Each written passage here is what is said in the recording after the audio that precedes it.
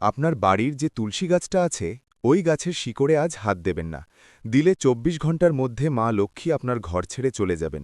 কিন্তু একই শিকড় ধরেই ২৪ ঘণ্টায় কোটি টাকা পাওয়ার মন্ত্র আজ জানাবো। শুনতে কেমন যেন উল্টো লাগছে। একদিকে বলছি হাত দিলে মা লক্ষ্মী চলে যান, অন্যদিকে বলছি টাকা আসবে। তাহলে কি গুরুজি পাগল? না বাবা, পাগল নই। আমি ঠিকই বলছি, শুধু একটু সাবধানতা আর ভক্তি লাগবে। আজ শনিবার, শনিদেবের দিন। পঞ্জিকা মতে আজ ফাল্গুন মাসের কৃষ্ণপক্ষের পঞ্চমী তিথি, নক্ষত্র অনুরাধা। এই নক্ষত্রের অধিপতি স্বয়ং শনি। রাহুকাল সকাল ৯টা থেকে ১০:৩০। কিন্তু এসব জেনেও অনেকে করে ফেলেন এমন এক ভুল যা তাদের জীবন থেকে মা লক্ষ্মীকে চিরতরে বিদায় করে দেয়। এই তুলসী গাছ শুধু একটা গাছ নয়, এই তুলসী গাছেই বিরাজ করেন স্বয়ং মা লক্ষ্মী। এই গাছের শিকড়ে লুকিয়ে আছে আপনার ভাগ্যের চাবিকাঠি।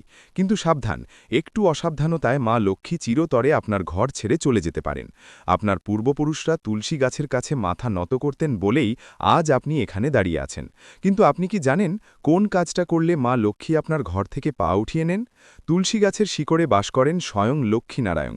কিন্তু এই শিকড়ে হাত দেওয়ার আগে জেনে নিন কি করলে মা লক্ষ্মী চিরকালের জন্য আপনার মুখ ফিরিয়ে নেন।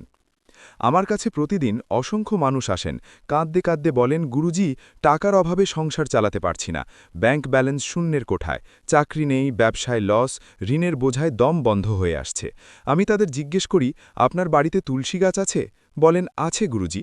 আমি বলি, সেই তুলসী গাছের গোড়ায় কি কখনো জুতো পড়েছে? কখনো শুকনো তুলসী গাছ ভেঙেছেন? কখনো রাতে তুলসী গাছ স্পর্শ করেছেন? তাদের মুখ শুকিয়ে যায়। তখন বুঝতে পারেন মা লক্ষ্মী কেন চলে গেছেন। এবার প্রশ্ন হলো, টাকা পয়সা তো ঠিক আছে, কিন্তু সংসারে সুখ শান্তি না থাকলে সব অর্থই কি বৃথা নয়? আপনার ভালোবাসার মানুষটি কি দূরে সরে যাচ্ছেন? স্বামী স্ত্রীর মধ্যে কথা বন্ধ? সন্তান আপনার মুখ দেখতে চায় না? তুলসী গাছের সামান্য অবহেলাতেই হয় এই দশা। হ্যাঁ, ঠিক শুনছেন, তুলসী মায়ের অবহেলা মানেই সংসারে অশান্তি। মা লক্ষ্মী রুষ্ট মানেই ভালোবাসায় ফাটল। আপনি লক্ষ্মী পুজো করেন ঠিকই, কিন্তু তুলসী মায়ের প্রতি অবহেলা করেন। ভেবে দেখেছেন কেন এত কষ্ট করেও সুখ আসে না? কারণ তুলসী গাছের গোড়ায় আপনার অবহেলা মা লক্ষ্মীকে কাঁদায়। আর মা যখন কাঁদেন তখন আপনার ঘরে থাকে শুধু অশান্তি, শুধু অভাব। আপনার ব্যবসায় লস হচ্ছে, চাকরি যাচ্ছে, মনে হচ্ছে সব শেষ। তুলসী গাছের দিকে তাকান, দেখুন গাছটি কি শুকিয়ে যাচ্ছে? পাতাগুলো কি ঝরে পড়ছে? তুলসী গাছ শুকিয়ে যাওয়া মানেই আপনার ভাগ্য শুকিয়ে যাওয়া। তুলসী গাছ মরে যাওয়া মানেই মা লক্ষ্মী আপনার ঘর থেকে চিরতরে চলে যাওয়া। অনেক বাড়িতে দেখি তুলসী গাছ আছে কিন্তু যত্ন নেই, মাসের পর মাস জল দেন না, আগাছায় ভরা গাছের গোড়া। এমন বাড়িতে কি কখনো লক্ষ্মী থাকেন? ভেবে দেখুন। কিন্তু আজ আমি আপনাকে ছেড়ে দেব না। এখন বলবো সেই মহাঔষধ যা করলে মা লক্ষ্মী ফিরে আসবেন, শনিদেব প্রসন্ন হবেন। আসলে তুলসী গাছের শিকড় তোলা নিষিদ্ধ, এটা আমরা সবাই জানি। কিন্তু আজ বলবো সেই গোপন নিয়ম যেখানে শিকড় তুলেও মা লক্ষ্মীকে আটকে রাখবেন।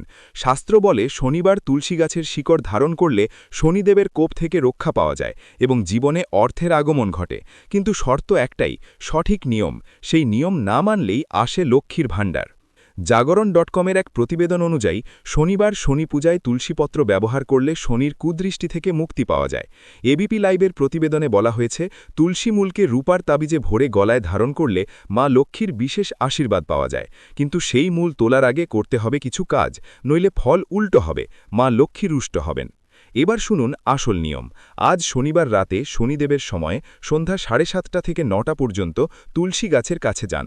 তার আগে স্নান সেরে পরিষ্কার কাপড় পরুন, গাছের গোড়া ভালো করে পরিষ্কার করুন, গঙ্গাজল ছিটিয়ে দিন, 5টি ঘিয়ের প্রদীপ জ্বালান, 5টি লবঙ্গ আর মিশ্রি নিবেদন করুন।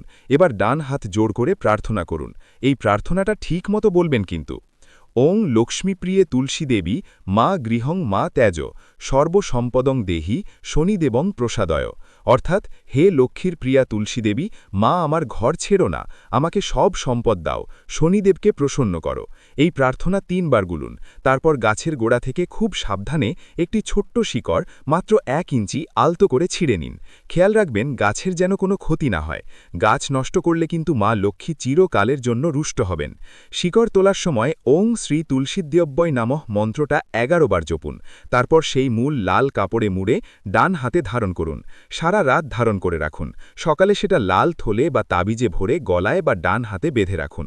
এই মূলের মধ্যে বিরাজ করেন স্বয়ং শ্রীহরি বিষ্ণু আর মা লক্ষ্মী। শনিদেবও এই মূলের মাহাত্ম্যে প্রসন্ন হন। ফলে যিনি এই মূল ধারণ করেন তার জীবনে আসে অর্থের আগমন।